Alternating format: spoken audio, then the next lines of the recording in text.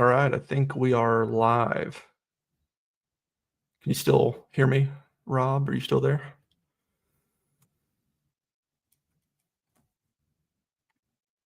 All right, perfect. All right, yeah, I think we're good to go. Just a quick intro. My name is Blake. Um, I had the interview portion on the panel show earlier, I guess this weekend.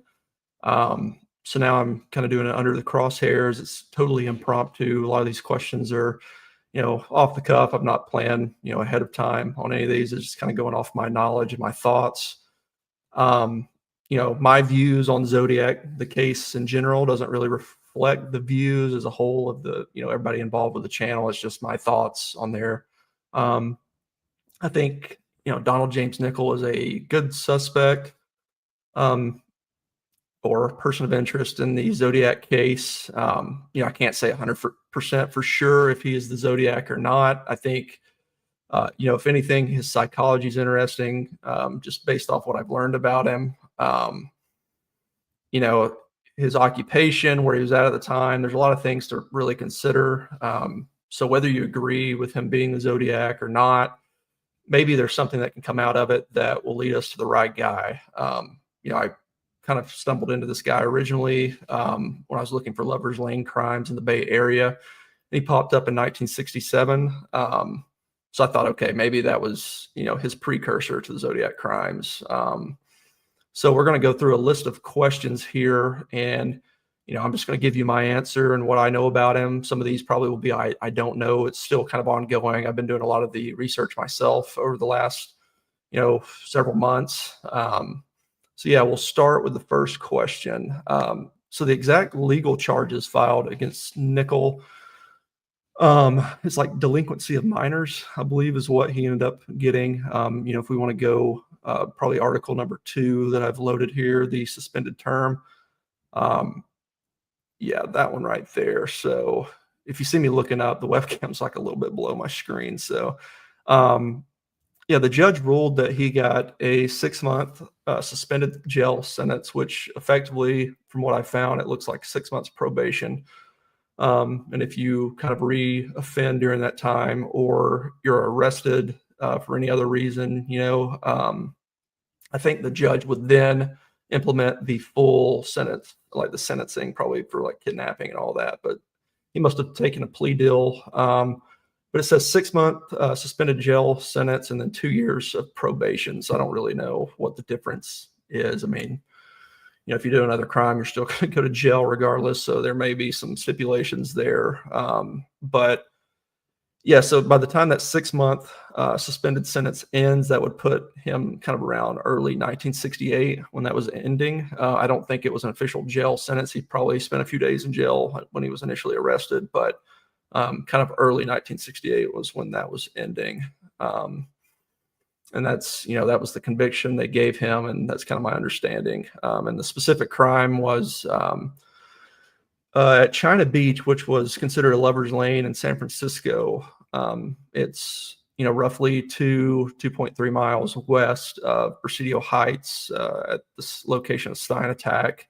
There's a beach area there called China Beach. It's a lover's lane of sorts, kind of tucked away.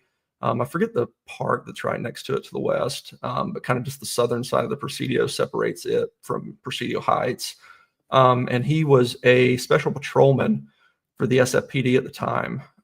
And he was filling in for somebody else within the SFPD. I think it was his partner, not his partner, but somebody else that had a beat within San Francisco. And he was filling in for that guy, but I think he was on his own beat whenever he committed this crime. And around 1 a.m., there was 2 17-year-old kids that were at this lover's lane kind of parking area. He pulled up.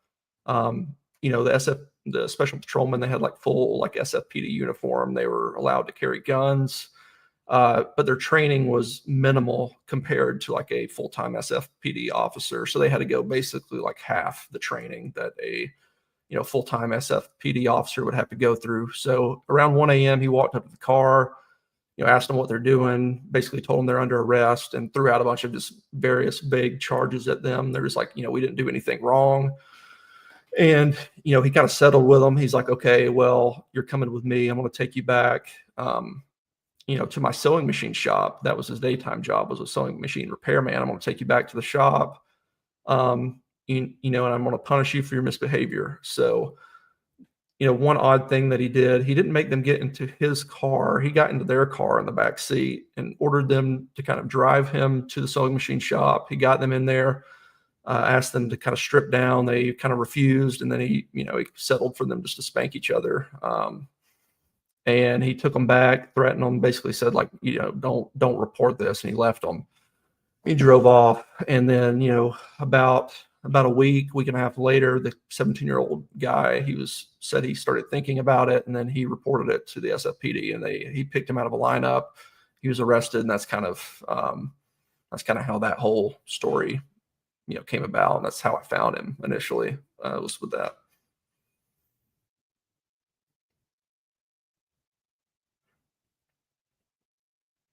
Yeah. So question number 2, it was his own shop. I'm still kind of on the fence whether he owned it. I think from what I found, it seems like it's more or less like a franchise. Like, I think, people can like franchise like a fast food restaurant. I think he was franchising, and he was like a dealer of sewing machines.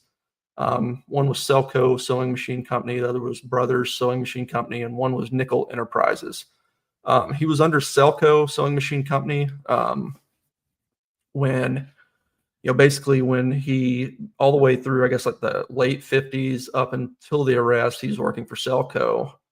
And then when he gets out, Selco stays in the building, but then all of a sudden there's 2 new sewing machine like companies there. So I don't know if he started 2 new LLCs just to, sort of try to muddy the waters a bit, to be like, hey, I'm not the guy from Selco. I'm this other guy, and just try to like muddy the waters, or it was all the same company and he just had different licenses or what it was. But one of them in particular was Nicol Enterprises.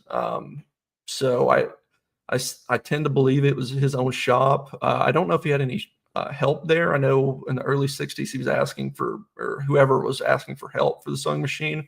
So I don't know if he was just a repairman or if he actually did the sales and everything himself, but he was only ever really listed as a sewing machine repairman.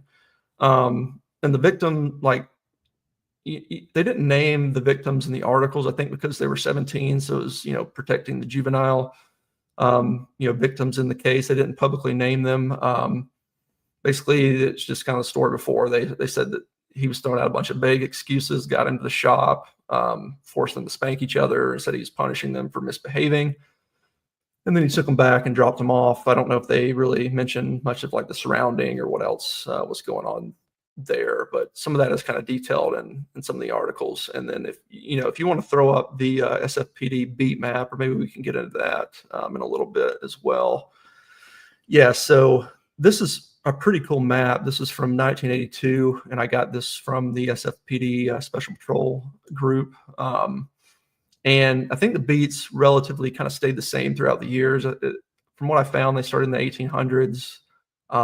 It's basically like security guards that are on patrol. They were not paid necessarily by the SFPD, but they were paid by the community. But the SFPD had like oversight of them. So they patrolled around.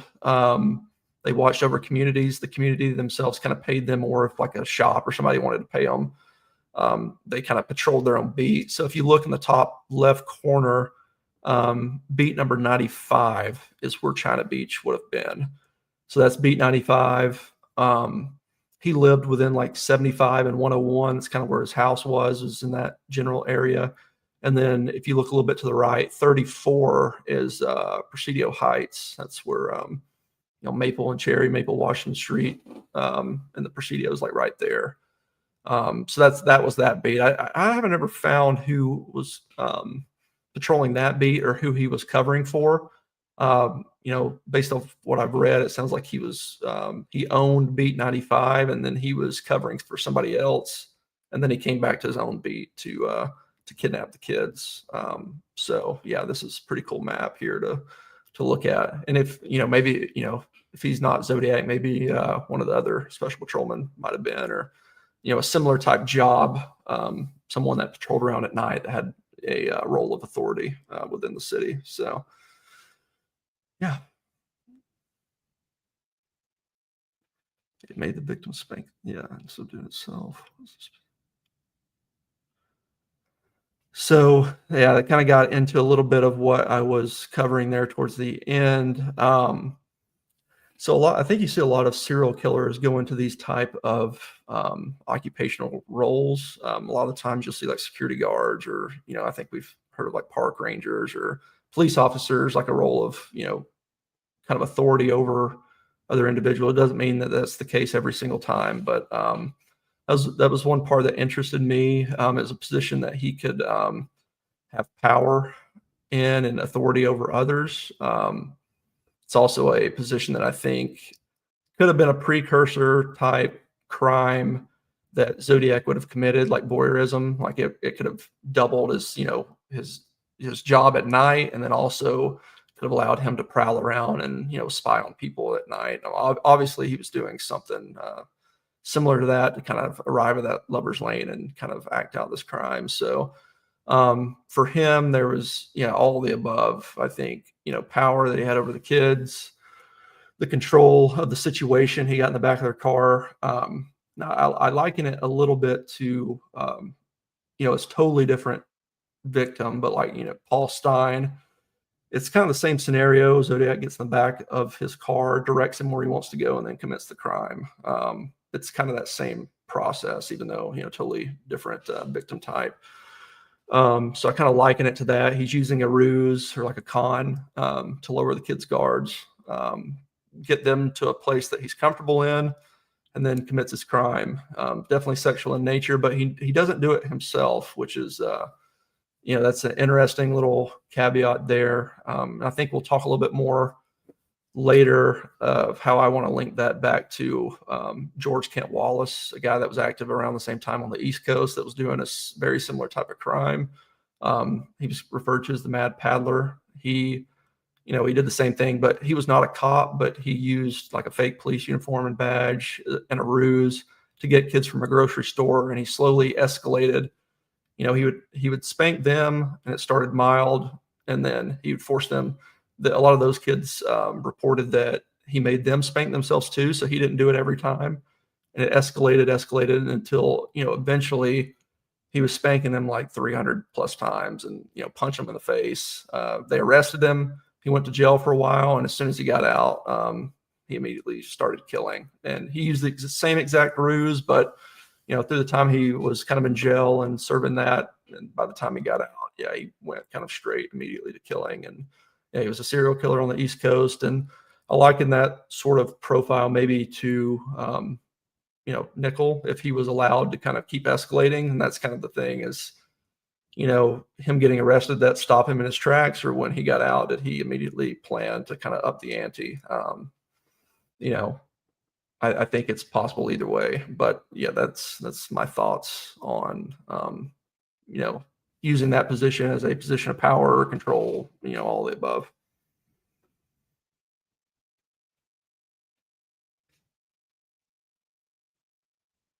Can you detail the fallout? How exactly did the arrest and public shaming impact him? Yeah, so, they referred to him as his mother's shy son, the spanking cop. They basically, what was it? They, if you want to pull up, let's see. We may have taken some of those down. I was trying to see if I had any of the pictures of him up. There was, it's like, oh, he's playing peekaboo because he was covering his face in those articles. And, I can load one of those really quick here, just so that we have that as a visual. But yeah, I mean, they basically highlighted where he worked at. So like anyone that read the article knew where it took place. They, named him. They, called him all these embarrassing names, which rightfully so, like he deserved all that. I'm trying to find an article here that I can upload to share. Let's see. Yeah, we can use this one. So that'd be article number 10. So yeah, this one here, he called him mother's shy son. He's playing peekaboo, ridiculed him, kind of ruined his name. he lost his job. That's another important part, is he lost another form of income. So he lost the position of power, for one, of being the special patrolman. He also lost that form of income. And, the way I viewed it is his name as Donald Nicol was tainted after that within the Chronicle and Examiner. That was kind of spread throughout San Francisco. It impacted him financially. He lost his position of power, which he was using to take advantage of the kids. All the above. And I think it tore apart his family as well. I think I found his stepson kind of moved out of the house after that and moved down to South San Francisco. I don't know if he ever used his stepdad's last name, but his last name, it either changed, or I know at least he moved out of the house. So seemed like it fractured their relationships a bit, and how couldn't it? So yeah, it kind of tore his life apart. He had the suspended sentence, had to go on probation, and I think all that turmoil in his life kind of escalated him to the point where I think he could have been capable of committing these types of crimes.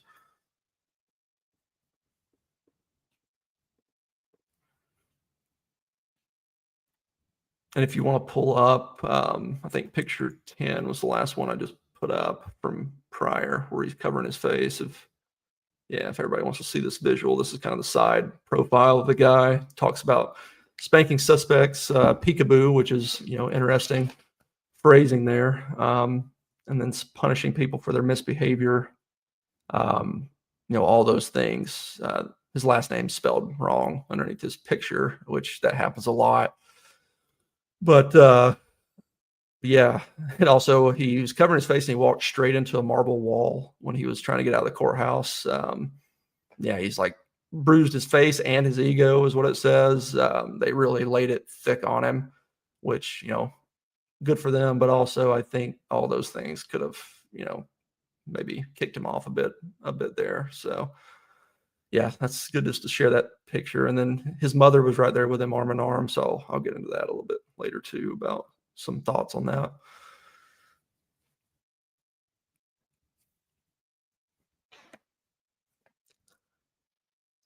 Yeah, Zodiac sewing machine. Yeah, that's my theory for this guy is it was, I think in 1963 they ran a nationwide running of the white brand. I think it's model 3077, and then some other ones. It was it's called the Zodiac Model. That was in 1963, and that was one of the brands that he sold out of the sewing machine shop or did repairs on. And it was pretty widely known. I mean, I found articles from California all the way out to like Maryland, and it was running basically nationwide at different like sewing machine shops and outlets, stuff like that. It was running as the Zodiac Model. So I think it was pretty common at the time, at least in the early 60s, and that brand didn't like die out. It kept going, and it was, I think, like a new design. It had like a dial on it, so you basically kind of dialed in your settings and you're like good to go. So they labeled it as the Zodiac Model. It was not actually on the sewing machine itself. I think it just still was called like the white brand, but it didn't have Zodiac on the sewing machine itself. So it could have been something that was subtle enough that he knew about. And I like to link it maybe to Barrios as well. If he sewed on, the costume there, maybe that, nobody was supposed to live to tell that tale. So maybe that was truly the connection. Maybe, he had a passion for sewing, and that was the way he was paying homage to it with the executioner outfit that he sewed on. And no one was supposed to, live to tell about that. And that's just, a thought. I mean, it could be the watch, it could be astrology, it could be a lot of different things, but I don't think it's a bad link. And let me see if I can, I'll see if I can put up a article for that, just where everybody can see it. Let's see. I was going to screen share. Sewing machine. Sorry, it'll take me a little bit to upload some of this stuff. It'll be towards the end for that one. If you want to throw that up there, it should be image number 10.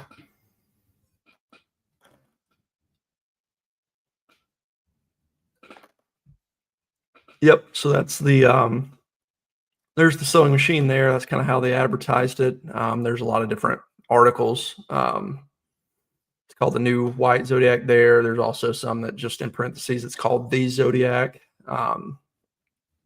Yeah, it's interesting. I don't know. I didn't know about that. And then also there was a message board in 2017 that I found kind of after I went down this rabbit hole, and they were even kind of joking in there, just jokingly. They're like, "Oh yeah, this is actually known as the Zodiac sewing machine," and everybody was just like, "Oh, I don't want to relate this to my sewing machine to a serial killer," but yeah, I thought it was interesting that somebody else made that connection in the past, and I wasn't the only one that may have seen that. So it's interesting. I don't know if that's where you got the inspiration or not, but it's something that I think could have been subtle enough that could have been where it came from.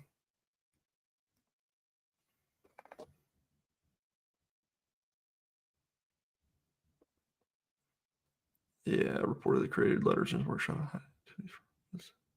Apply to his family life and need for compartmentalization. Yeah, so I don't know if he created letters in his workshop. One thing that that's just kind of a theory. If he was the Zodiac, one thing I did find that he was selling in early 1958. He had a house on Clement Street, and he was selling postcards and decorations. It was called Christmas postcards, decorations out of his house. So that was something he was selling. You have that, Zodiac's in a lot of postcards, which I mean everybody did, but if he sold those, he sold sewing machine equipment or did repairs, and you have the Zodiac link, with the name. It's like, maybe there's something to that. I thought that, if he did own the shop, you know, and even if he didn't, he could have just worked late nights. That I think that would have been the place if he was doing ciphers and letters. If he was the Zodiac, he would have had alone time there. If he had alone time there to do that, place where nobody's going to bother him. He can just stay head down and, repair on sewing machines. And if he's Zodiac, he could do his letters and ciphers there as well. And the other thing too is like the SFPD, like Special Patrol group. With that job, he's driving around all night by himself, basically. So he's, I can't say for sure if he's, a loner type or rather be alone, but it's like two occupations that, I could see him having long stretches of time where others are not kind of, constantly bothering him. He just has time to kind of do what he wants. So two things there that I think, it could fit. Not just for this guy. I mean, if we ever figure out who Zodiac is, he could have had a very similar type jobs or, working with his hands, part of law enforcement, something like that. It's all, all could be an option there. So yeah, I don't really know what that exactly highlights about family life, but it seems like he was more than happy to be by himself at long stretches of time while working.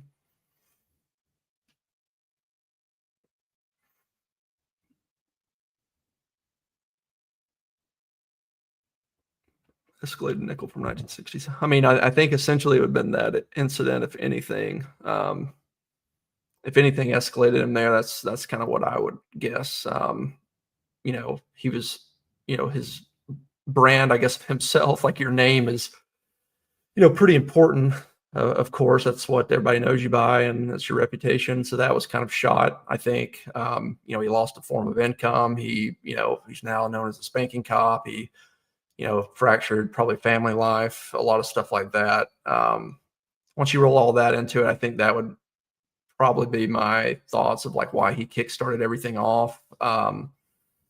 You know, if it was him, I think as soon as like probation was done in early 1968, he probably would have went into like the planning phase of how he's going to like carry all this stuff out and like how he's not going to get caught next go around.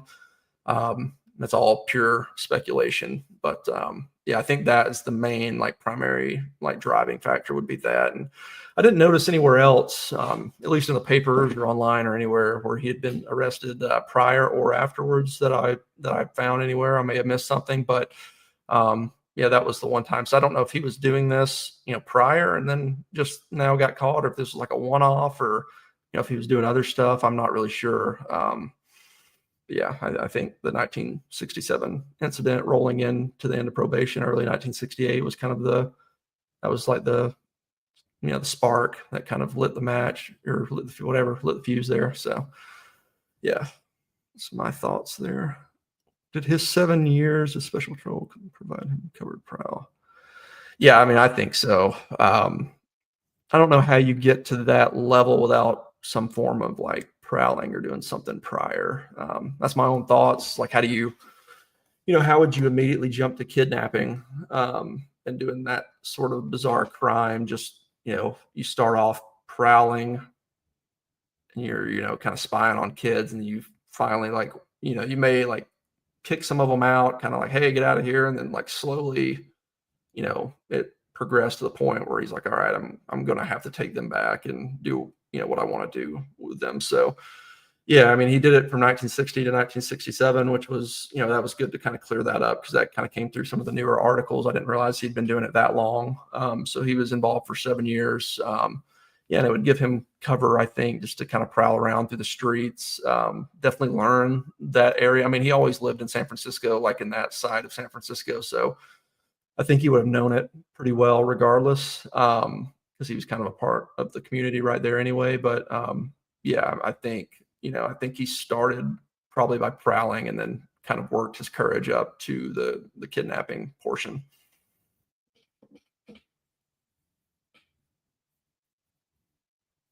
How do you interpret psychological prediction of Nicol given American?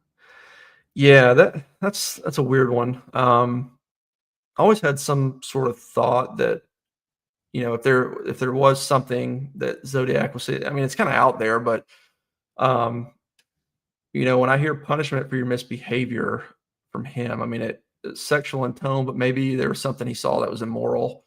Could there be some underlying, side of that with Zodiac? I don't really know, but kind of towards the end of the letters in 1974, he starts kind of, you think of it more as like a joke, the way he's like, take down the public sensibilities, kind of take all this stuff to heart, and I'm just trying to help out. I'm blending back into citizen life. I'm a protector of kids and women, more or less. Just, it's kind of ironic. I thought like maybe that's how he had come to see himself over, as he's slowly, pulling back, sending the final letters. Maybe he's seeing himself, as like a helping citizen within the community. And, as of like early 1980s, I find him in the American Legion in Vallejo, and, he's advocating for the children and youth of Vallejo. I'm not saying that you can't, get better, but, you do the kidnapping, you do all that. And then you kind of roll it back to, the children and youth. I highest praise for those in the community of Vallejo and all this stuff. It was interesting to see that.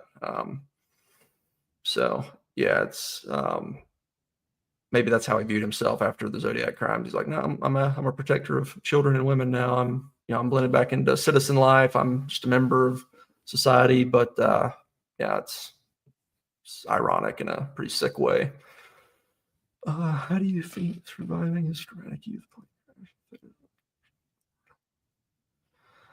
Particularly regarding invincibility or yeah, that's the other thing I kind of floated out too. In 1949, it's actually around the 25th anniversary of the Exorcist letter.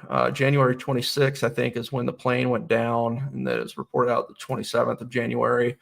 He was in the Civilian Air Patrol. So a cap cadet. So he left high school, went into that. And he was out flying around Chili Gulch. Yeah, originally I was like, is he around Mount Diablo? Because that'd be interesting, but I don't think it was in the same area. He's flying around Chili Gulch looking for another plane that kind of went missing, went down, and his instructor was flying him. And funny enough, his instructor was the son of the inventor of the slot machine, which is just a crazy thing I found through all the research. But Edmund Fay was his instructor and the pilot, and their plane kind of cocked out. And it went down. They landed, crash landed. And in the newspaper articles, it said they crash landed into a grove of willows. I can probably find that article really quick. And just with the, kind of around the anniversary of the Exorcist letter, I was like, maybe there's a second meaning there, seeing that he crashed into a grove of willows. But yeah, I thought maybe that was paying homage to that. He kind of arose from the ashes of the plane crash, and it didn't kill him, so maybe gave him a invincibility kind of complex. And I thought maybe that kind of mirrored too, with like, after Paul Stein, if the cops just go right past him, talk to him, whatever, and don't arrest him, he's probably feeling on top of the world. It's like, oh, they can't catch me. Like, it doesn't matter if, they talk to me, they're still not going to get me. Like, I'm, it probably gave him a pretty heightened sense of complex with that, I would think. Yeah, I mean, it would be a traumatic event. Like, he probably thought he was dying in the moment. I know his instructor got head injuries, fractured his jaw, but for him, all it really shows a bunch of bruises, and they said he suffered a laceration to one of his legs during the crash, but he did make a recovery. He didn't lose his leg. So yeah, I think, that was probably a pretty traumatic event in his life, going through that. And let me see if I can find that article that I can upload here. Let's see. Yeah, this one here. So it'll be towards the end.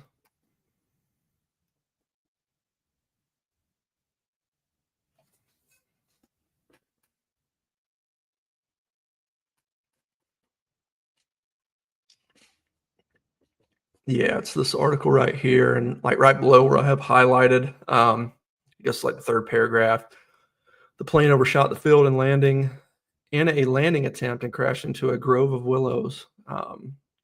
So make of that what you will. That's just a one of the synchronicity sides, I guess, that I'm trying to connect it to a letter. But yeah, just another phrasing there. You're seeing willows, you're seeing peekaboo, punishment for misbehavior.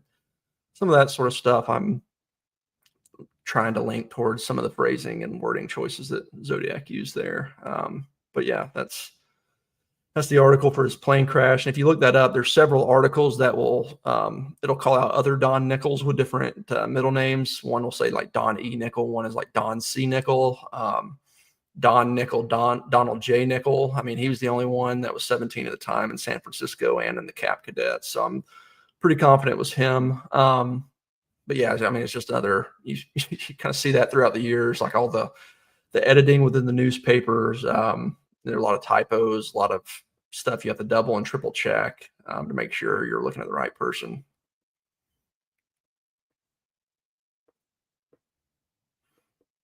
His research uncovered other documents, Nichols' physical aggression, ties domestic issues, workplace conflicts. Nothing from fights or workplace conflicts that I've found. Domestically, I've not seen the reason for the divorces, but when he got out of the military, kind of starting in 1952, he was listed to marry a woman in England. He was stationed out in England, which is, an interesting link for Zodiac. He was stationed there. He was listed to marry a woman in England early 1952. That fell through. He came back, married a woman near San Francisco in 1952. That immediately fell through, and then he was listed to get married like 2 or 3 more times, and like all those like fell through. So it was like there's like 4 or 5 marriage announcements / divorces / annulments within a 4-year period.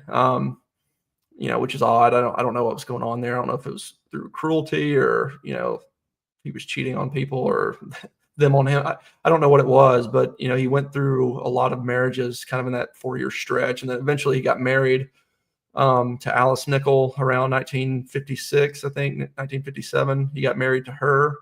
And from what I found, he was married to her basically the rest of his life. But there was no articles about a marriage taking place there for her, though, which was interesting. But they were always in the directories together. And yeah, I'm pretty confident they got married, but I didn't find anything about any like marriage records or anything like that as of late.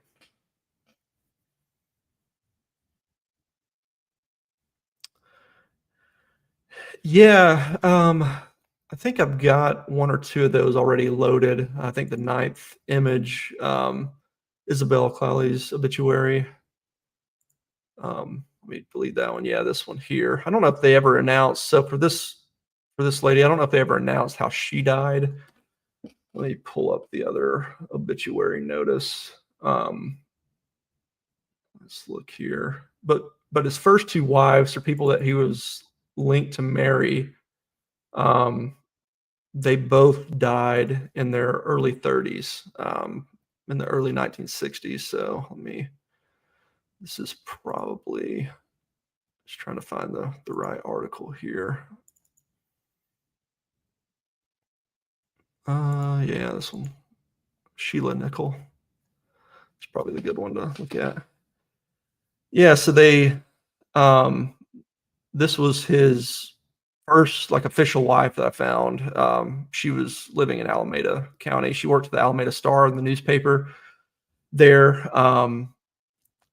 And yeah, she died in her early 30s, or she was 32. She died in 1966, and she died of a heart attack. It said following a long illness. I don't know if she'd been sick for, I guess she's been sick for a very long time, but she died in 1966 of a heart attack. The other wife died in 1963 of, I don't know how she died, but she was early 30s as well.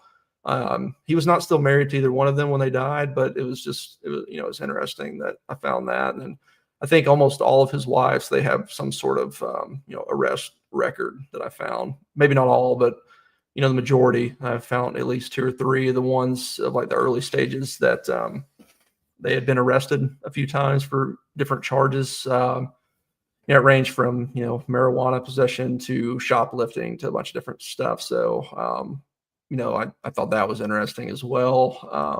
But yeah, that's, I found where the 2 kind of first wives that he's listed with both died pretty early in life. So I don't know if it was sudden. I just don't know if it was ever like investigated. And I'm not even saying that he was involved in those either. It's just something I have to note there.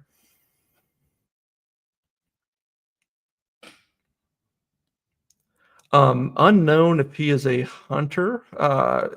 Didn't really seem like he's involved with a lot of things.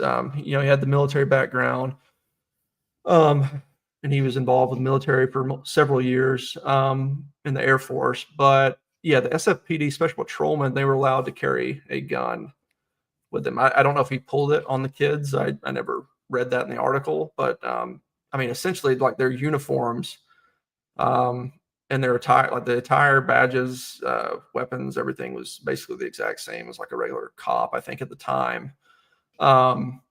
Yes, he carried probably a handgun, but I don't know if he had any sort of I have military records on him, but it doesn't list any sort of specific training. It just kind of says he's active duty, and then he goes, he withdraws from the military, and then he comes back as like reserve. But I didn't see anything for like specific trainings. But he was in the Air Force. I think he was in the 93rd Bombardment Wing. They're based out of Castle Air Force Base down around Merced, California, and he did a stint over in England for a period of time. He was there probably roughly a year. So yeah, that's about what I have for that. But I do know at least at some point in his life, he, with the Special Patrol, he had to carry a firearm.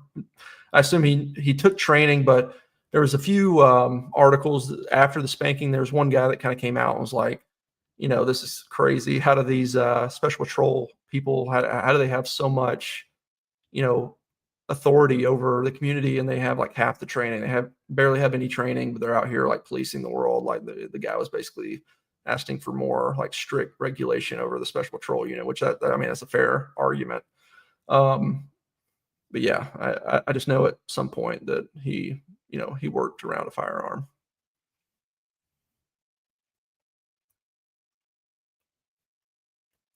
He has military. Yeah, so I don't know how he achieved the rank of Master Sergeant. I'm not like an expert on the military and how the rankings work, but he signed his. I can probably actually, I can throw some of this stuff up. I got his Selective Service stuff the other day. His documents. I'm going to delete some of these, and then I'll start uploading those just so that we can see them.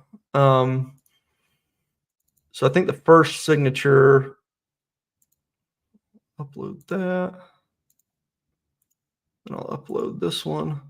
Yeah, the first signature, and one more thing. I had to go to the St. Louis archives to pull these. These are not on like Ancestry or anywhere like that. So I had to go and pay a fee through the St. Louis archives to get these pulled. It is possible there are, there are sections of the archive that suffered a lot of damage in a fire. So certain names don't pull up, and this was like one of them. But they luckily did find it through like another avenue. And I mean, yeah, I don't think this is his handwriting. It might be. The handwriting here looks pretty close to the registrar that signed off at the end. And we'll see that in a second. There's a few things, kind of at the end, the very bottom of the page on the right. I can't really read the name. It's B something, I think. I'm not great at reading cursive, but if anything, I think he signed his name a little bit above that. I don't know if I can like zoom in on that or not, but it's like above the description of registrant. I think maybe that was his signature. Get a lot of like little curly cues around the D and the at the end of the L, kind of tapering off there. But the other handwriting seems to be a little bit closer to the signature of the registrar. So I don't know if, I mean, either way, it doesn't bother me one way or the other, but just me looking at it, I thought that it looked more like the other guy's handwriting. But the initial signature is 1949, May 20th. He would have just turned, so he just turned 18 kind of around this time. And so he was active duty, or I think he was enlisted as of 1950, and there's more records that you can kind of pull up. They're kind of cluttered, but 1950 he was enlisted. 1951 he was active. 1952 or 53 he was he pulled out of the military, and then he went back into reserves for another 4 years. So if you can still get ranks while you're in reserves, which I assume you probably can, he could have hit the rank of master sergeant, but from everything I was seeing, it seemed like it takes roughly 8 years to get that, which, I mean, he'd been right at 8 years by the time he was officially done around like 1957 as a reserve member.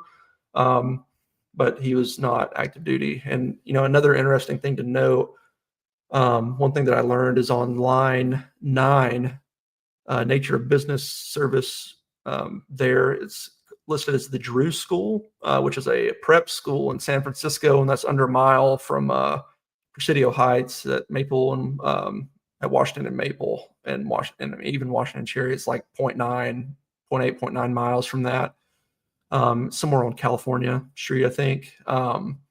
So it gives him a little bit closer proximity to that area. He's not like right on top of it, but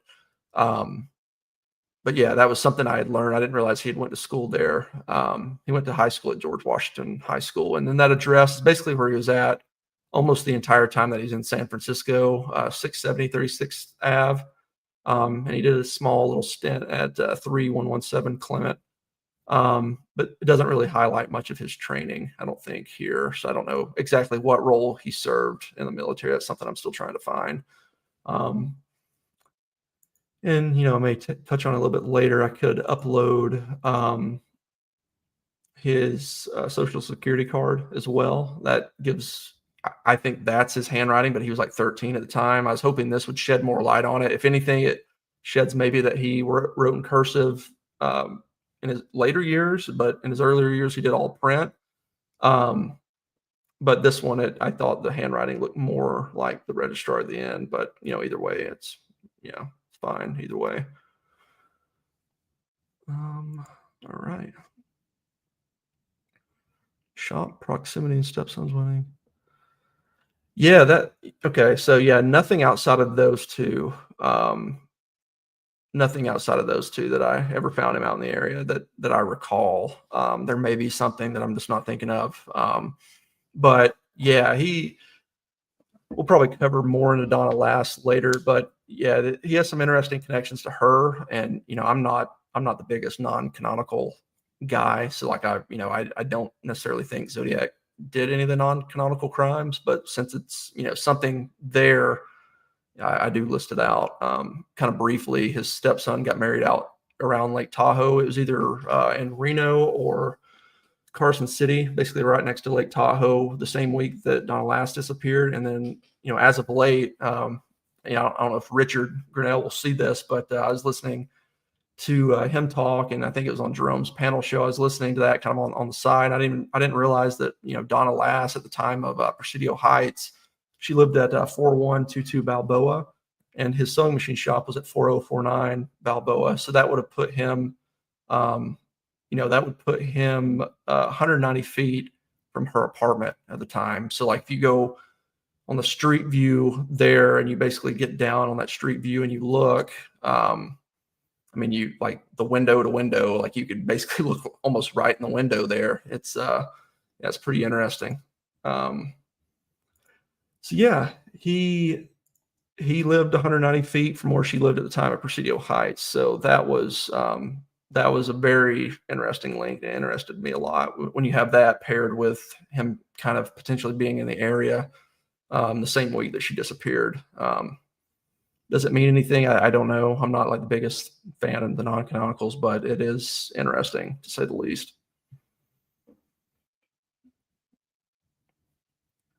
Reconcile heavier eyewitness description. Yeah, I think the biggest takebacks I have on Nicol in general would be the physical sides of Nicol. Weight in particular, on his Social Security card. If you want to pull that up again, I didn't really touch it while it was up. You can do maybe the last one. We can look at that. The handwriting's not kind of odd how they did all the numbers there, but his height's listed at 5'10", which, you know, he's in the range, and then his weight is 155 pounds. You know, I actually thought he would be lighter than that, to tell you the truth. You know, and I can let me upload some pictures of him really quick from the time period of when that would have been taken. And you'll see what I mean. I thought he would have been maybe a little bit lighter than 155. I mean, it's still, you know, it's light, but I thought he was, you know, I was guessing he's a little bit lighter than that. So let's, you know, we'll use this one. It's kind of blurry, but we'll pick that one. Yeah, so that was my initial impression of the guy. So I was like, okay, he is pretty light. My original estimation, I was like, he's probably 140 or something like that, but 155, he's a little bit heavier than what I thought he would be. And then, you know, seeing some of the arrest pictures, some of the pictures like later in life, you know, my guess, you know, I'm not an expert by any means on weight. I would guess he was around 180 pounds. You know, that would be kind of my baseline. I've kind of went up, you know, I'm not trying to inch my way to 200, but like the side profile gave me a little bit more information. If you see him kind of front on in the Spanking cop thing, it's further off. He's covering his face from the front side, but like the side profile, you get to see his face, you know, a little bit more, and the proportions of it. He looks a little bit heavier than what I thought. So I would put him like at least around 180, but I don't know. I don't have a good enough picture to see if he was 200. And then also I don't know what he weighed in 1969, but yeah, I'd say he's a little bit lighter for sure than Barry S. I don't put a ton of you know, weight, no pun intended, on the footprint like impression test. I don't know how accurate that is. I go more, you know, a lot of the eyewitnesses put Zodiac around 200, so I tend to believe that's roughly where he's at. But then there's also some that, you know, it almost seems like he's heavier than 200 based on some of the descriptions we have. So I don't really know, but I think 200 is probably like around the correct ballpark for Zodiac.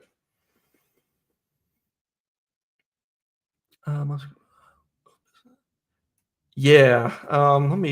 Here's the most compelling example of that.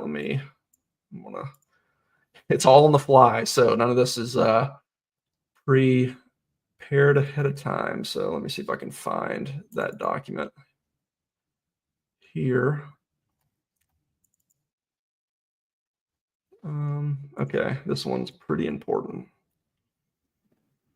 It's the final one. Okay, so there's not much there to it. 752-5667. That was his number for Nicol Enterprises. That number never runs in the paper during any Zodiac letter or Zodiac attack from 1968 to through the end of 1969. It doesn't appear at all. And one thing I just want to note too, it may appear in the future. Newspapers is always updating. So if something I didn't capture prior, I do try to go in and make sure that, nothing is like slipping through. But, at times I do roll out new articles. But, I checked this one pretty recently. It always goes down around, I have a timeline here from what I initially captured. It's just all text file, but I'll pull this up on the side too. Working with a bunch of screens here, so sorry for looking off. Yeah, that in particular, it appears in March 1968. He used that business name even prior, early 1960s, but it appeared again March 1968 after he got off probation. It reappears in June to July period of 1968, and then it goes dark again, and then it appears in September, and then after September, it doesn't appear, the rest of the year. The very final article in September, he's talking about 14-inch Ford mags and buckets, and that's the only like car article he ever did under any of his work numbers.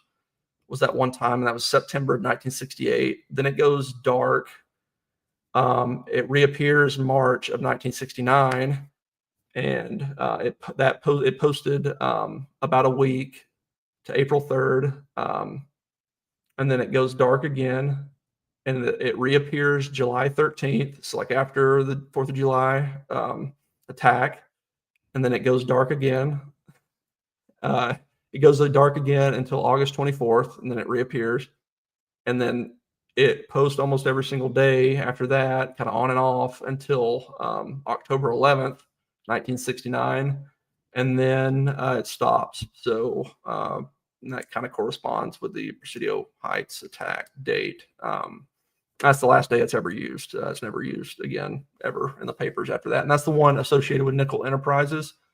He has some other numbers too that kind of cycle on and off. But, I really don't know if all of them are him or if he's working for the shops or working alone. I don't really know. But the one that was listed under his name, the stop date's pretty interesting. And then 1 week later, on October 18th, he moves locations.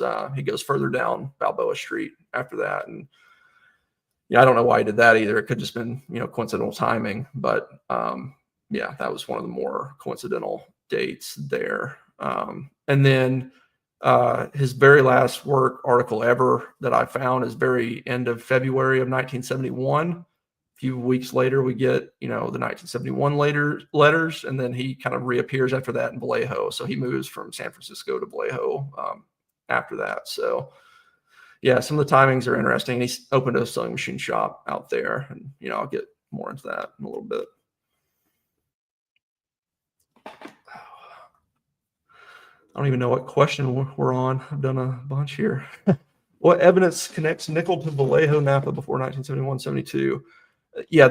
There's nothing that I've found there, which is, I think that's another negative hit that I haven't found anything. I don't think that totally eliminates him. I think, part of my theory is, he was less confident in reoffending in San Francisco. So he went outside, and as he got more confidence, he, finally came back in.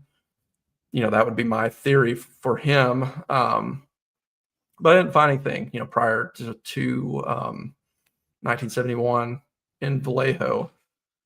I found, references of him in Sacramento when he was in the Cap Cadets. He had family in Santa Rosa. He had, first cousin, the family in Santa Rosa was an aunt and uncle.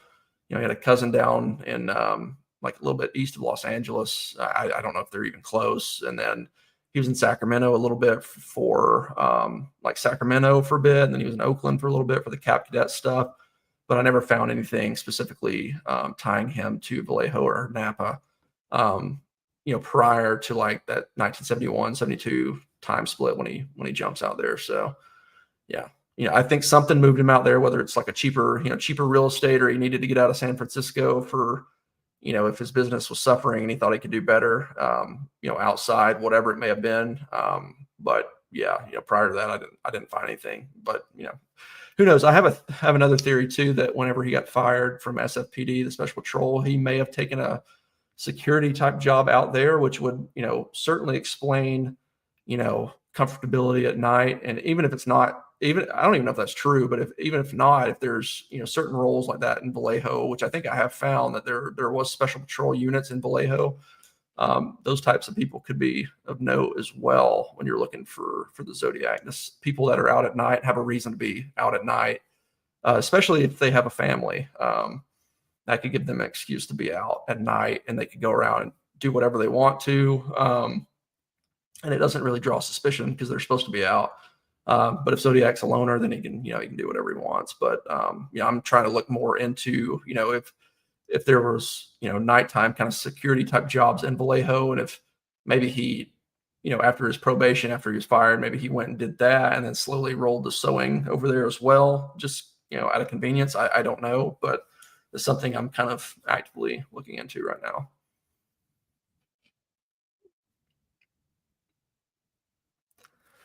Yeah. Plausible reason for later appearance at the time. So that one's good. Let me upload his card, his social security card that he used. I paid for this as well. So it's not that hard to get for somebody that's deceased. You just kind of have to wait a while. Let's see if this will upload. Yeah, there we go. All right, so this is his handwriting from when he was 13. I mean, he was younger. Yeah, I guess he'd probably been 13 at the time. Yeah, so handwriting changed, whatever. I still think this handwriting looks pretty good for like the envelope type handwriting. It's not really the quick kind of the handwriting that seems kind of natural, like free flowing that's in the letters. I wouldn't say it like matches up with that, but it for print style, I think it looks decent. There's definitely, it's not 100% Zodiac, but he also did it when he was 13. I think, it depends on what age group you think Zodiac's in. If you're trying to get handwriting through this method and you think he's in that later 30 to 40 range, the handwriting will be pretty dated by the time that, if you have a suspect and you pull it, it'll be pretty dated by the time you get it. So I still think it looks pretty good. But, I have no idea how he's writing during the time of the crimes. I don't know if it got worse or it looks better. I really don't know. But he was listed at 257 Geary Street, which if you look on the map, I probably should be doing some of these map comparison stuff too, and I'll throw that up right now. I have some maps that I've kind of spit out for him. Let's see. Let me upload some of these.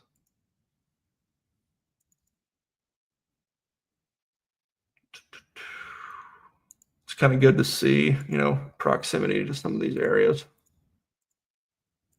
So yeah, if you want to pull that one up, that's toward the end, which one was 257 Geary, and then I'll also do this one as well.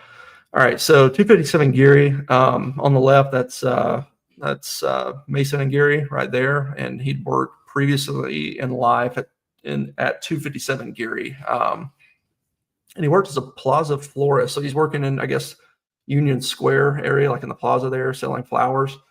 He did that earlier in life, but I think a lot of people that went to San Francisco, they probably were, this is kind of like the hub of San Francisco. I don't know a lot about San Francisco, but like I assume this is kind of the middle of where everything takes place. So I don't know if it's like that big of a deal that he was that close, but to have a job that was that close to the intersection, it does show that he's at least familiar with that area in San Francisco, same street, basically a block over. So that was interesting. That's not something that I ever found prior until getting that SSF or the Social Security card, the SS5 form. That was a good thing that I found there. And then the second picture, if you want to pull that one up, yeah, this is from his sewing machine shop where he worked, and I don't know if he owned it, but he definitely worked there. And the one on the left is where Donna Lass was living as of 1969 during Presidio Heights. And it's 190 feet away. I mean, it's just right there. I don't know if he knew her, but I found on some of her obituaries that she was in like Home Ec and Future Homemakers of America, and people shared experiences like making linen jackets and stuff with her. So I don't know if he sold her a sewing machine or, repaired one for her or even knew her, but, being that close, to where she lived at the time, that's, it's interesting. So yeah, it's good to kind of see, proximity to, roughly where some of these things are taking place and, where he's located. So I wanted to highlight that there.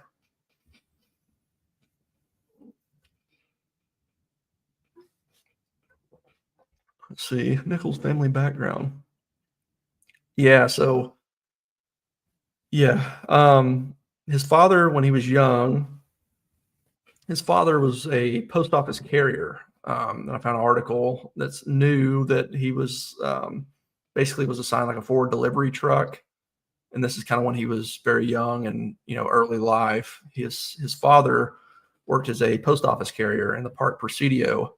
Um, I don't know if that means like Presidio, like the actual like park area, or just like that. I think that's another term for like the district there of, Richmond. But he was a post office carrier for a number of years. Eventually, later in his own life, he switched to becoming a watchman and I think a special officer. Sorry, himself. So there was a little bit of a precursor with the special patrol. I don't know if his dad got him a job or what happened there, but yeah, he was a post office carrier earlier in life. His aunt, the one that lived in Santa Rosa, she was a switchboard operator for the Board of Education. And, maybe that gives him some form of insight to those two things. I don't know either way. His uncle worked in the oil business. His mother was a dance instructor. She was a folk dance instructor. And that's really what I've found. His wife, I don't know if his wife worked. She was like an elevator operator, I think, prior to the meeting. But yeah, some of those things I think it maybe speaks to, understands how like the phone system works, understand how the postal routes work, and that's kind of how I make the connection there for him.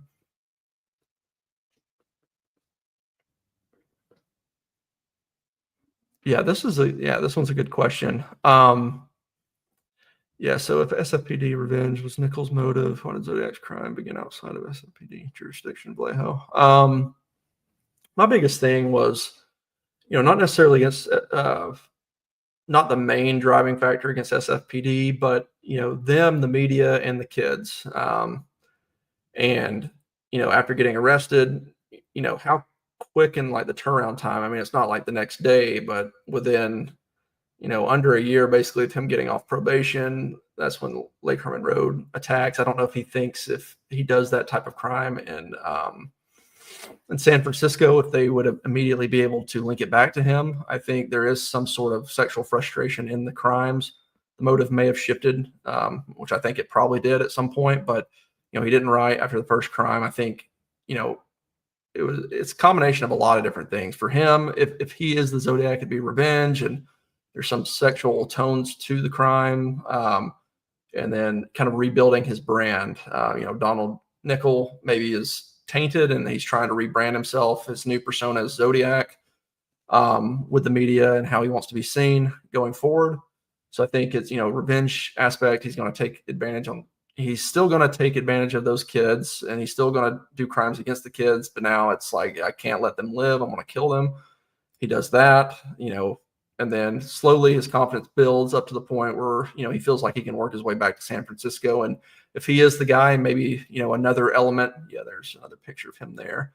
That's that's one of his high school pictures. I think another element would be, as his confidence growing, he worked himself back.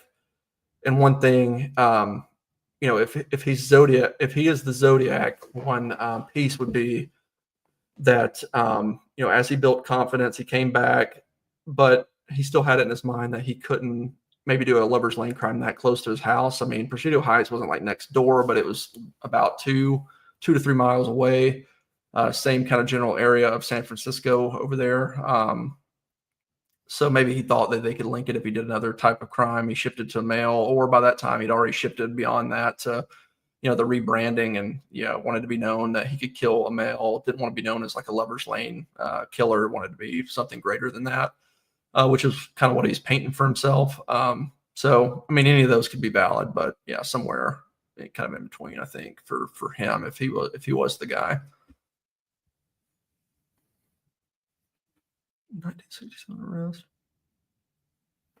Yeah, the dramatic leap in sophistication. I mean, the crimes themselves.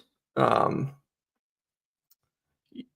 mean, there's different elements, I guess. One, he let the kids live, thankfully so. But if he didn't, I'm not so sure he would have been caught for the 1967 crime. He might have, but that is pretty clumsy, letting them live and bringing them back. Thankfully he did. But then, when Zodiac, starts murdering, he's in these remote areas in lovers lanes. The crimes themselves, at least the first one, when you just look at that, it's not, I don't know if that crime's that sophisticated. He just, it's like fish in a barrel, for lack of better terms. I mean, for the first two anyway, he just sprays into a car. I mean, well, the first one, he makes them get out of the car, which was the mistake. And he learns the second time. I think he's kind of learning as he goes. So like the first crime doesn't really speak of sophistication. He's kind of like still clumsy. Like he lost control of the situation by letting them get out. I think he learns on the second one. He gets a little bit more efficient, but Mageau still survives. The next one's kind of a next step up. The confidence going up. He's upping the ante again, and then eventually, coming back to San Francisco, he's kind of attacking in the city. I think that's pretty bold for the type of person that Zodiac probably was day to day. So I think you still see like he's not really sophisticated when it starts, but he's still like learning. So I think if Nicol was the guy, it would kind of still fit that timeline. He wouldn't have ever, I don't think he would have ever killed anyone prior. So he would still been kind of figuring it out as he was going.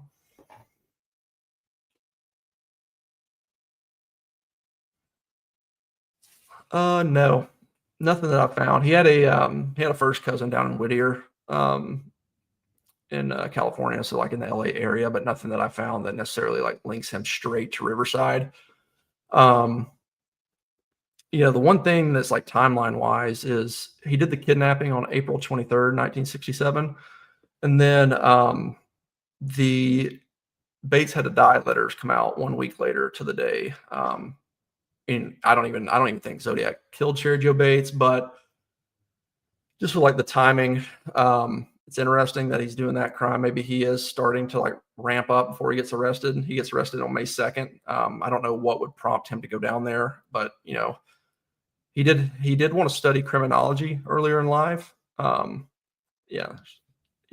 he wanted to study criminology earlier in life. So a lot of people thought that maybe Zodiac had seen, the confession letter in some of the crime magazines. Maybe he had a fascination with crime and, the study of crime. And, I don't have any evidence of him owning those, but the fact that he wanted to study it, maybe he saw it somewhere. If he owned a crime magazine, he may have garnered interest, and that was during the time where he was kind of ramping up a bit. So it's interesting. It kind of takes place within like a week timeline there. But I'm not 100% the Zodiac even was the killer in that case. It's something just kind of timeline related that I noticed there between the two. And also the hoaxer came out, and he said that he hoaxed the letters. And I think they linked it through DNA to the confession of hoaxing the letters, but I don't think they linked it to the original letters. But it seemed like they were satisfied that the hoaxer was telling the truth, which I tend to believe. But yeah, just something else to note.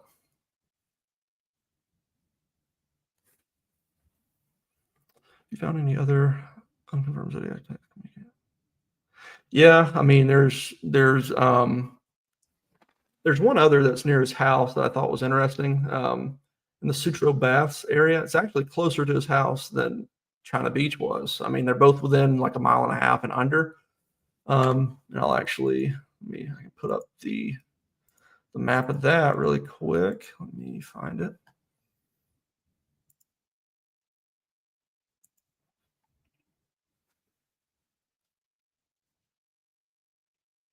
Yeah, so there's his house. The place on the left was another Lover's Lane crime, but it involved a solo male. Yeah, so I went through, looked at a bunch of Lovers Lane crimes, like in the area, just kind of around the state. This was one that's pretty close to him, and China Beach. I can put, I can put some of those maps up as well, just where you can see like how close he was to both of the areas. It's kind of just on the different sides of that park. Yeah, 1.3 miles here, and then like 1 mile to the other place. So that's where the kidnapping happened, right here. And the other was the other Lovers Lane crime. But the other guy, he was 37. What I found interesting was he'd been spoken to by the police earlier in the year, and then a week before he gets killed, he was spoke to again by the police. He was reported, he was spoke to, and then a week later, he's in the area and he gets killed again. The guy that got killed was prowling these Lovers Lane areas. So, yeah, I think his name's Floyd C. Martin. He gets shot basically once, kind of execution style. They find him dead in the park. That's a mile from his house in a Lovers Lane. The body almost looked staged in a way, like it had, it may have just been what the guy had already with him, but it had like a pair of binoculars, and it was kind of at night. When they found the body, it had binoculars. He had a unused 22 pistol in his pocket that had not been fired. There's a few other things I think they found him with. I don't know if somebody staged him or if he just had those things with him. But, he was shot and killed. And just like the proximity to his house, I thought was interesting. And then a few weeks later, that's the big Sutro Bass arson attack that happens like a week or so later. So it's kind of, same area, Lovers Lane type killing. They'd seen some body, there was a fisherman that was out there, a kid that kind of reported seeing a blue like sedan type car out there. And then there was 2 anonymous phone calls that took place after the body. Like 2 people called in telling them where to find the body. They called in once, nobody went out there. They called in again, and then they found the guy.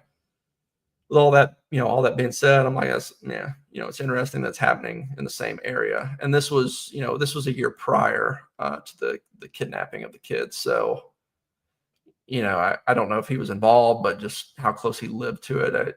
And, with the guy speaking to police, did he know about it? And then he took matters into his own hands. It's just all, speculation, but something interested that I noted.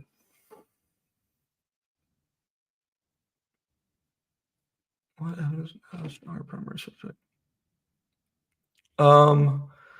Yeah, I mean, that's a good question. I think the Lovers Lane crime makes him better than a lot of suspects, at least to start. I have a strong feeling, at least myself, that Zodiac committed some prior crime before kicking off a spree, whether it was a Lovers Lane related crime or an arson or a random kidnapping or voyeurism or trespass, whatever what name you. I think Zodiac probably was involved and got arrested prior to the spree happening. I think the vast majority of serial killers do kind of fall in that category where they have prior arrest history. Doesn't mean necessarily that is the case, but I would start there saying that, he's targeting kind of the same age range and the same type of location as what Zodiac targeted. And not saying it's totally sexual related, but their minds maybe thinking about where they're going to offend at. And then also both of them using a ruse. You have Zodiac doing the full like robbery story at Berryessa, and then it's basically a ruse with Stein in the taxi cab. I don't know if he intended it to be a ruse at Blue Rock Springs, but Mageau certainly thought he was a policeman coming up to the car. He didn't say anything to him. It's more like a blitz style, but was he trying to imply that he was a policeman? I don't know, but they're using the same sort of methods. They're using similar locations, same type of individuals.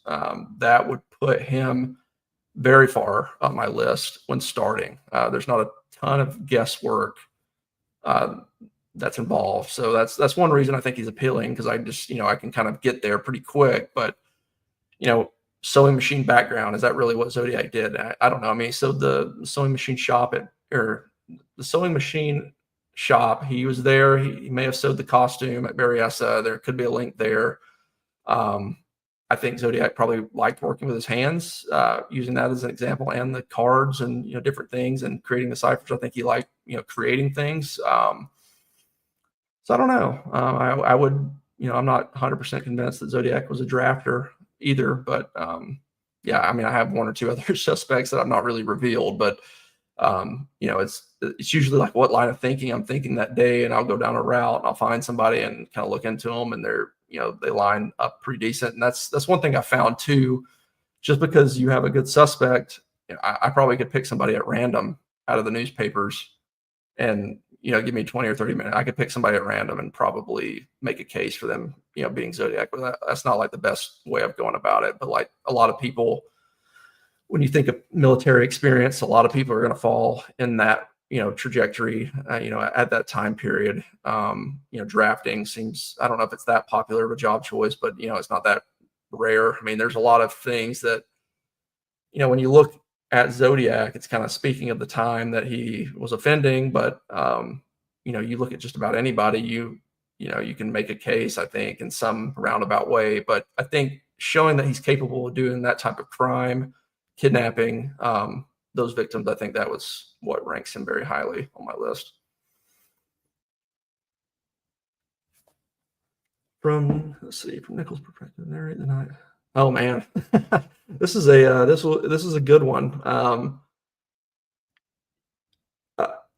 No, whether it's Nicol or not, whether it's Zodiac, I think he kind of had the ruse in his mind. He played it out. I think he did this with all the crimes. I think he just kind of went over them mentally 1,000 times. And whether he went to the location and walked it prior or visited or whatever, I think he just kind of thought about exactly how things were going. I think that's why the phone call sounded rehearsed. I think he knew exactly kind of what he wanted to say. I think, he kind of has the ruses set up that he's going to do. Like I'm robbing you. And he kind of has the initial bit kind of set up, the taxi ride. I think he knows where he wants to go. He kind of has all these kind of set up. He's living them in his head. And I think once he gets there, I don't know if something happened, the street prior, that caused him to move down one street further. But I would think in his mind that was something that, I don't know if he planned for that. It could have been something that went wrong. Somebody was out that would have seen him. So that kind of breaks that like process. He's like, oh shit, okay, I got to go, one road down. He kills. Then he has to kind of play it back. He's like, okay, I got to get the shirt piece. I have all this like planned. He starts cutting the shirt. He's just kind of maybe robotic about it. He's just kind of doing his thing. And then you realize, oh my God, I've left fingerprints everywhere. And that's like something he may not have thought of. And, there's a glove in the car. So maybe he wore a glove there and took it off for some reason. And maybe he had a plan that he was going to cover that. And then all of a sudden he sees fingerprints everywhere. He goes, oh my gosh, okay, I have to fix this. Probably didn't intend for this. So he's trying to clean rapidly. And then I think he realizes like the time crunch and the pressure, everything's like starting to build up, and he knows he has to go, and he does his best job to wipe it down. But I think he did miss fingerprints. So I don't know if the Presidio was a plan B or if that was the original plan. I don't know if he had some other plan that he was going to do if he had more time and he stopped the road prior. I don't know why he wouldn't just go straight back to like Jackson Street or get somewhere closer to the Presidio, just where he can get in immediately. I don't know. I don't know what the thought process exactly was there, but he places himself a little bit further away than his escape route. Maybe the time crunch made him maybe that was his backup plan, or he had to deviate. I really don't know, but I think he played a lot of these crimes out, and if something went slightly different than the way that he thought, then it might have broken his pattern a bit. So that's just me, thinking maybe what happened that night, but I don't really know. Nicol's 1967 police firing files exist. They do. I mean, they do exist somewhere. Yeah, that's a good link there. And I don't know if you may have found it too, just while looking around, but if you can find a uniform for the SFPD, that would be interesting to pull up as well, just to show like how close it looked. And I mean, I should have one somewhere here in my files, but I mean, he looked pretty close to like a regular SFPD officer. But yeah, I think his firing files probably exist. His arrest files are probably out there. I tried to get his mug shot and I got denied. Yeah, I'm sure they're out there somewhere. You may have to go to the public library, the San Francisco Public Library, to get those, which is something I would like to do at some point, or hire somebody to do if somebody's in the area that wants to do it. Just reach out. I would say some of that stuff's probably there, and it would be valuable to get. And I think Holy Grail. I would like a clear, shot of his face there. I'd like to see exactly what he looked like at the time period. I would like to see, how everything went down, his records leading up. Did he have anything that he'd been cited for previous? There's so much you could get from that. You could get, maybe some more handwriting somewhere in a file, or you could get, like the mug shot, or you could get, there's just so much stuff out there that you might could get for him that would really kind of help, tell you one way or the other if he was the guy or not. I think his fingerprints that's probably the holy grail. I don't know why I didn't mention that. Yeah, fingerprints, because if we could run those, I'm fairly confident that the Stein prints are Zodiacs, and I think Craigle and Dion have done a lot of great work to kind of further that.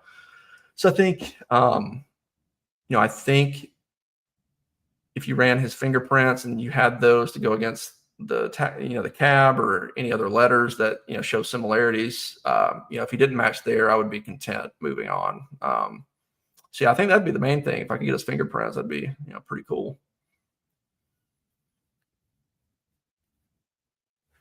How does Nicol's 18-month cooldown period fit in escalation theory?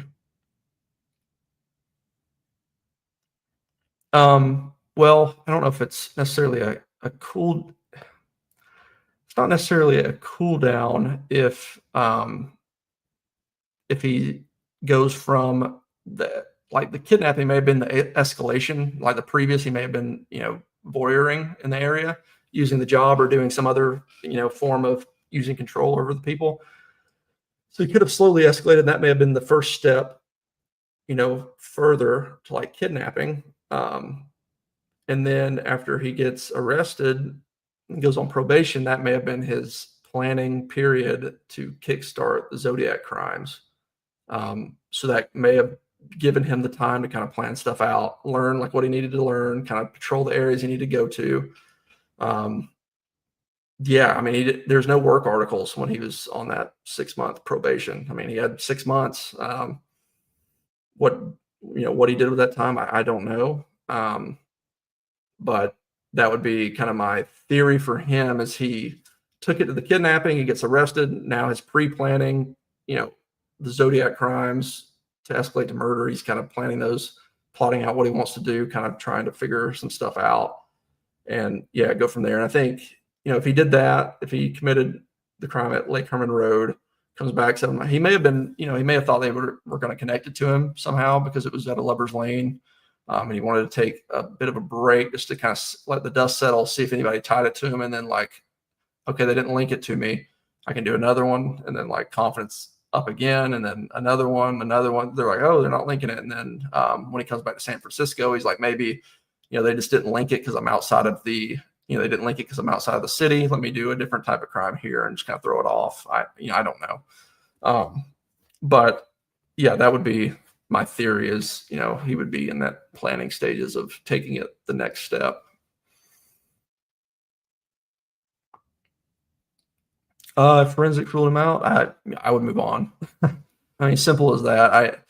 DNA, I'm not as confident on in this case. I think the technology will get there. I think we may have 1 or 2 more things that we can test. The small hair behind the stamp, the inside of the glove, maybe Stein's cab. There's other things you can test with the new technology that, could lead to a full profile. I think of what we know right now, and what, I think Dion and Craigle are working on the fingerprints, and what my own belief is I believe the bloody prints are Zodiacs on the taxi. So if his prints were ran against that, and I knew it for some reason, if I was made aware that they were ran, I would move on. I as appealing the circumstantial and synchronicity stuff there is. I think I think those fingerprints, I don't see them being anybody else's but Zodiac's. Just we see him wiping down the cab. I think he got in a time crunch and had to go, and I think he missed some. So that's my take on that.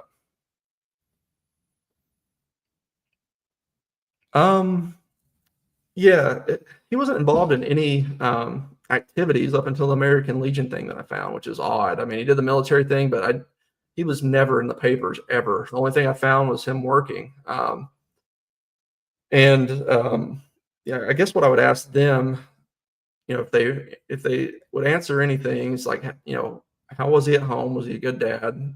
Was he abusive? Did he change around like the critical gears? What did you guys see? Did you guys see like the kidnapping coming? Was there any signs, or was it just out of the blue? Was he just always good to you guys? And I'm just trying to get an idea of like what he was like around the house, because they could speak to that very well, and they might could bridge some gaps, like if they went on vacations to Berryessa, or if he was in Vallejo, stuff that may have not have made the papers that he just did with them personally, that would be wealth of knowledge. And that's the sort of stuff that I would ask them is what was he like around the house? Was he abusive? And then did you do stuff like that with him outside of San Francisco? And I try to get an idea of if he had some other form of connection to that area. How do you know there was 18-month cooldown period? Oh, hey, Druser. No, the 18-month cooldown period, what I'm saying is basically the arrest is in 1967. As of July of 1967, he gets a 6-month probation. And then he's on the 2-month or the 2-year like overall probation. I don't know how it differs, like the suspended jail term and then the 2 years of probation. He could have just kept going. I mean, it could have just been other stuff that I was not aware of, because he was not actively in jail from what I found. He may have just went straight into it. I just, if he was Zodiac and you don't factor anything else in, I would just think he would be using that time to kind of ramp to that period. That would be my full theory there for this guy. If that was your question, what you're asking, hopefully I answered it properly. Holy Grail evidence 97. If he had Paul Stein's ID card, I think if you find that, you've probably got the guy. Let's say that, or people can fake stuff all. Like, I don't even know if I would have been convinced by like the hood, like if they'd found it at the time, maybe, but the Stein ID, I think if they would have like found that, or if they would have found like an unfinished letter that he was in the process of writing, or anything like that, they could have tied over to him. Something like that would have been a holy grail. I just picked Stein's ID. I think it's like that would be one that would really, there's no other way he would have had that if he was the Zodiac, unless he was the Zodiac. How confident are you? How do you address critics? I think Zodiac was I think he was not happy with the way he was day to day. Whatever that may have been, if he thought that people were overlooking him because of his intelligence, or I just think he was, a pathetic person, and he had to go to the Zodiac persona to change people's narratives of him. I don't think very highly of him at all.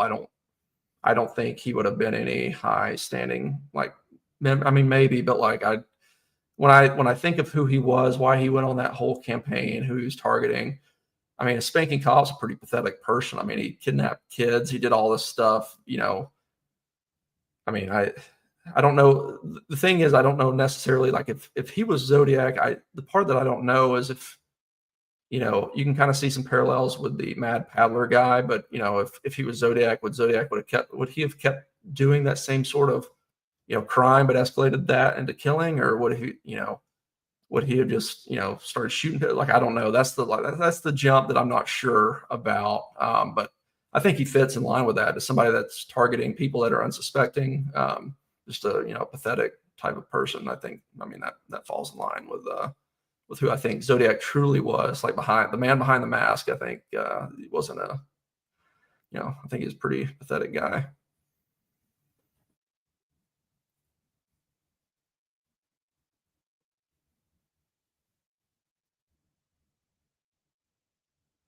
Um, yeah, not that I don't know if he ever personally used it. I never found where I never found like newspaper articles where he was. I never found newspaper articles where he's like displaying like his creations or anything like that.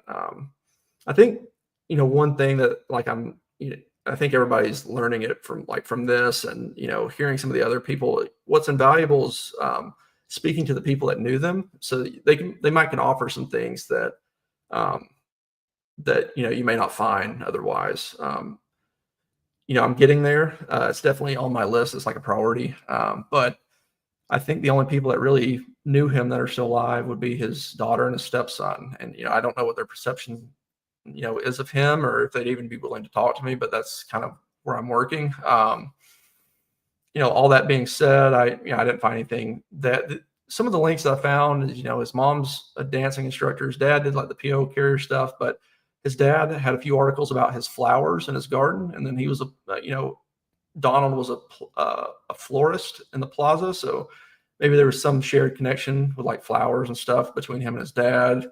You have the sewing machine repairman. I don't know how he went that. There's nothing wrong with that field. I just don't know how he got.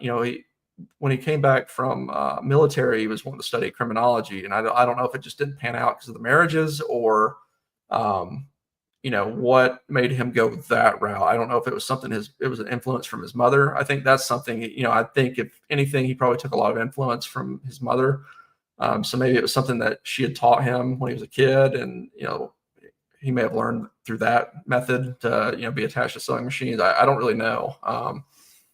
But yeah, I don't know what happened between that criminology and the sewing machine link, unless there could be a million different things, different priorities, whatever it may be. But yeah, I never found anything that personal use or display of that Zodiac model sewing machine. I just know he sold it and did repairs on it within his shop, because that's one of the brands that he covered. Oh, single in detail. A straight on picture where he's not covering his face, and then fingerprints, I think would be very important to find out of there. And then I would just like to know, if he had any other past offenses, if this was like the first time he'd been caught, or I'd like to learn different things like that. But I think it would be very crucial to get a picture close to the timeline. He's covering his face, which is frustrating. I have some pictures from the early 1980s, but there's nothing like right in the middle of the period. That is pretty close, but he's covering his face. So I would like a straight on picture to see kind of his face, like, his dimensions of his face, what it looks like. And then I think fingerprints is the king of everything for that arrest file, if I could ever get those. What was Nicol's specific reason to the news of the first Zodiac murders in Vallejo?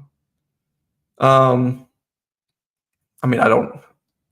If I'm putting myself in his shoes, I guess, and all things considered, if he somehow was the Zodiac, if I was in his shoes and his reaction, he's probably trying to see if they could tie it to him, probably, because he just did that crime. If he'd ramped to that, then he's probably kind of waiting and seeing, it's like, are they going to put two and two together, and they like never link it. I mean, that's one thing. I think Zodiac probably is wanting the notoriety for it, so he hit again, and he knew like he had to start writing and try to link them and get the notoriety. Maybe he wasn't happy of how they covered it.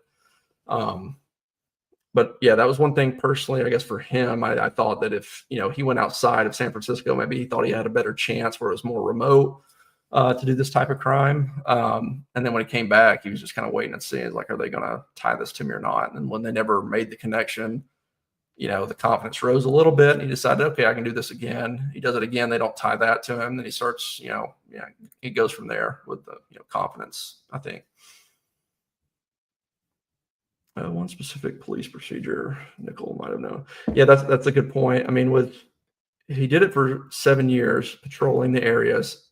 I don't know if he would known the official SFPD patrol routes outside of his beat. He may have known the routes and may have known, like, what areas they've been working in. The criminology thing's pretty big. He may have been aware of how they were identifying criminals and their mindsets. So maybe that could allow him to manipulate that a little bit easier. He may have been aware of forensics himself at the time. The fingerprints may explain why he didn't leave very many. He's very, during the letters, he's kind of, you can take as long as you want to do the letters. You can be calm. You can sit there and write them.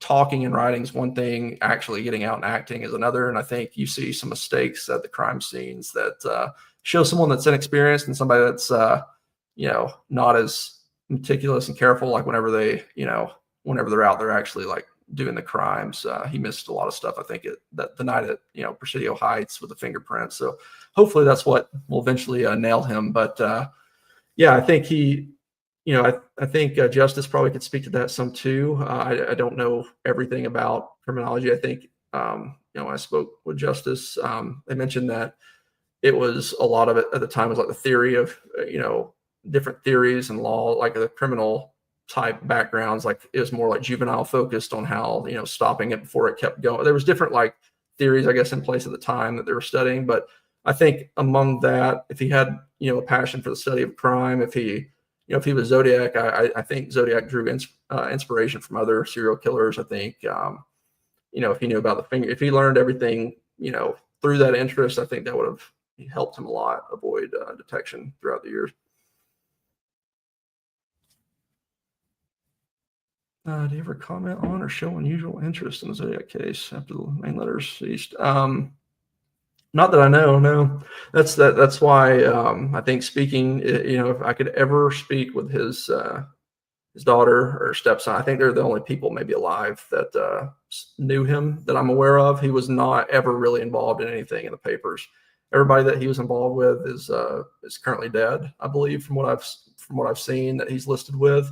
I mean, he would have been probably in his mid-90s from right now. The only people I think that could ever really shine the light on, any, conversation around the Zodiac case would be his daughter or his stepson. So I don't really know how he would have reacted to that. Why do you think Nicol's next up from text? If it was Nicol,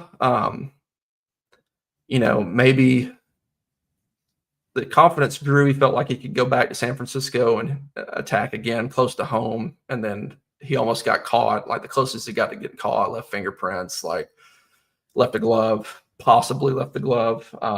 May have shattered his confidence a bit. Again, he's like, okay, I can't keep doing like this. Or he found it was easier just to write. And he, by that time he'd shifted his motivation to the writings and building the persona of Zodiac. Because honestly, that's a lot easier, writing and, threatening people and being, effectively a terrorist out there. It's a lot easier than actually going out and, making the bomb and like setting it up and like, committing these type of crimes. It's a lot easier just to like write about it. And I think, maybe his confidence was shattered. Maybe he shifted focus. Maybe he was content. Maybe he wanted to eventually work back to San Francisco and, wrap it up there. I don't really know, but those are just a few ideas, I guess.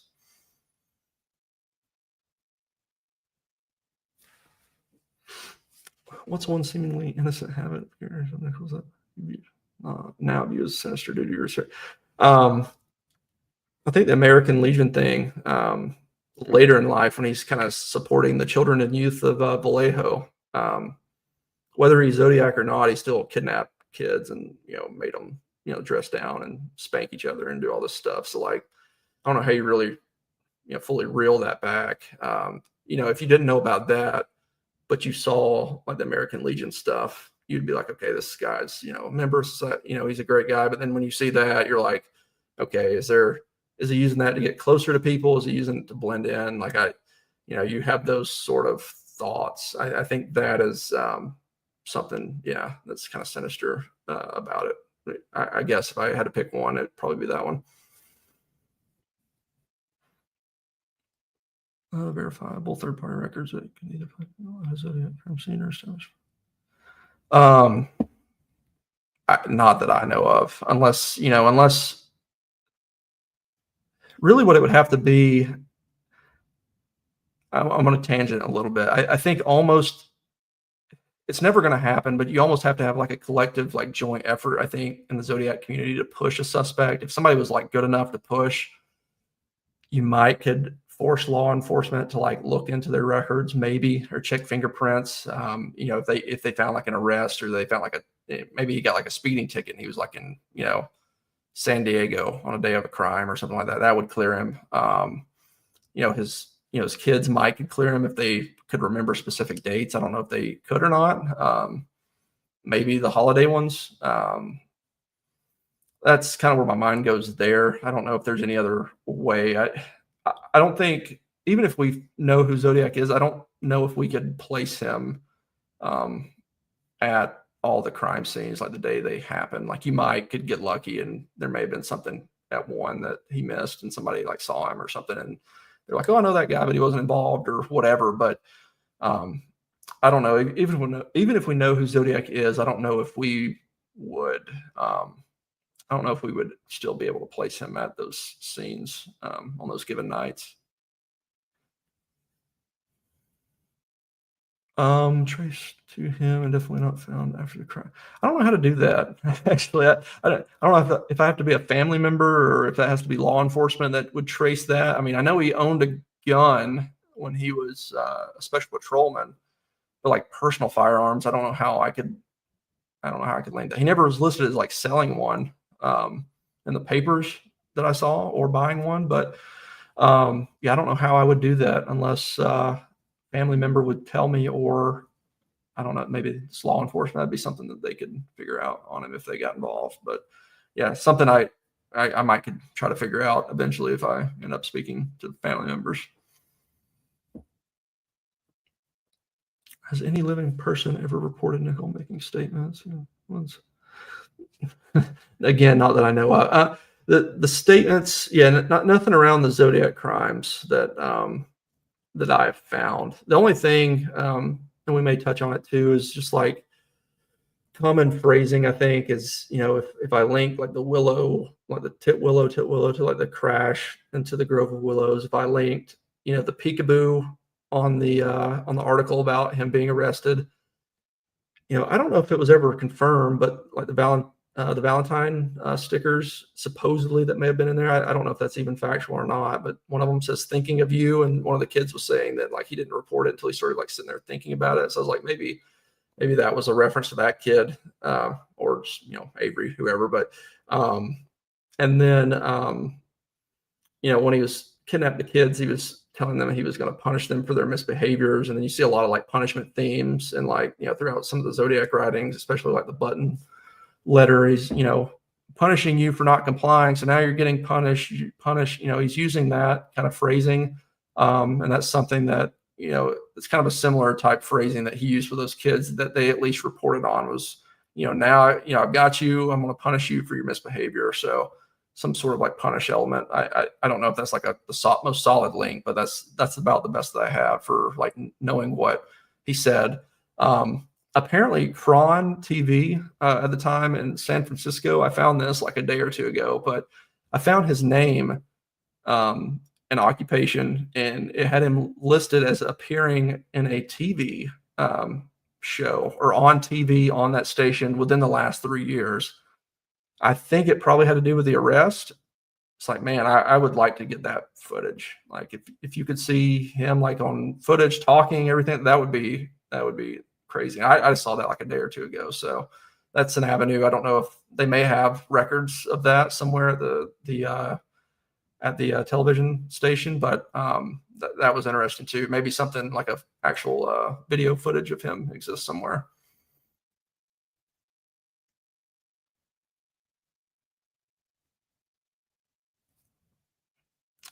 That's about it. I mean, the other things really is if I added one thing at the end, I think these are like questions that are outside of what we talked about.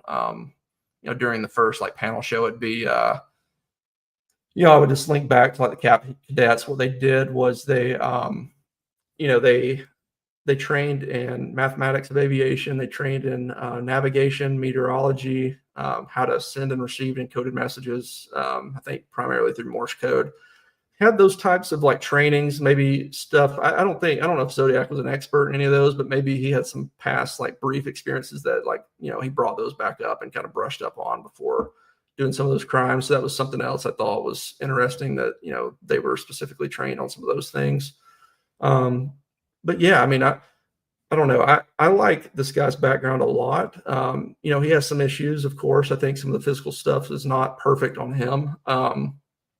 End of the day, if you agree or disagree with him being Zodiac, if there's something that you've learned, special patrol beats or, anything like maybe a different way of approaching, if you're trying to look into the case and find maybe the person that did it, maybe this will open your eyes and, give you different avenues to look.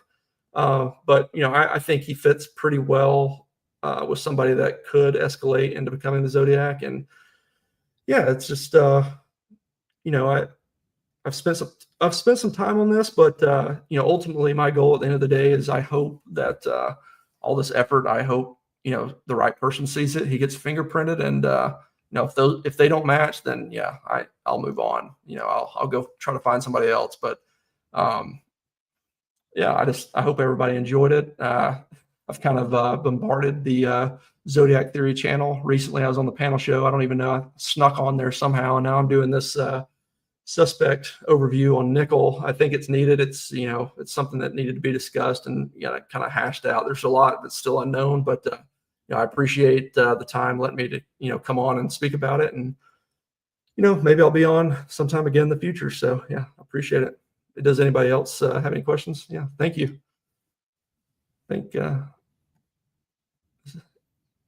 I think so. So we'll see what everybody else does. See you, everybody.